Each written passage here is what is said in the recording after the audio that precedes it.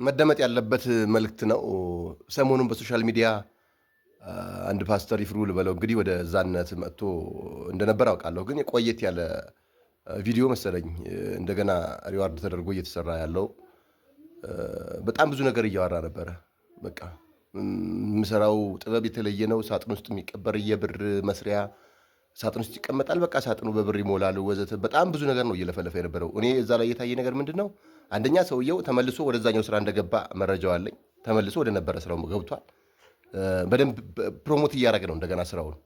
በቃ ንስሐ ገብቻለሁ፣ እምነቴን ቀይሬ በቃ ወደዚህ መጥቻለሁ፣ ፓስተር ነኝ እያለ በደንብ ፕሮሞሽን ከሰራ በኋላ ደግሞ ተመልሶ እዛው ስራ ውስጥ ገብቷል። እኔ በጣም ያሳዘነኝ እሱን ኢንተርቪው ሲያደርገው የነበረው ጋዜጠኛ ነው። እንደዛ ሰራለሁ በሚልበት ሰዓት ቢያንስ ጋዜጠኛው መጠየቅ የነበር በምንድን ነው ይሄንን ስትሰራላቸው ሳጥን ውስጥ አስቀምጠውት ብሩ ሳጥኑ እንዲሞላ ካደረግከው አንተ ለእነሱ ያን ስትሰራ ብር ትቀበላቸዋለህ አትቀበለውም ቢል በቃ ጥያቄው እዛ ጋር ይሞታል። በቃ እውነት እሱ ብሩን መሙላት ከቻለ ከእነሱ ብር መቀበል አስፈላጊ ነበር። በጣም የሚያሳዝነው የእሱ ይህን አለመጠየቅ በጣም አሳዝኖኛል።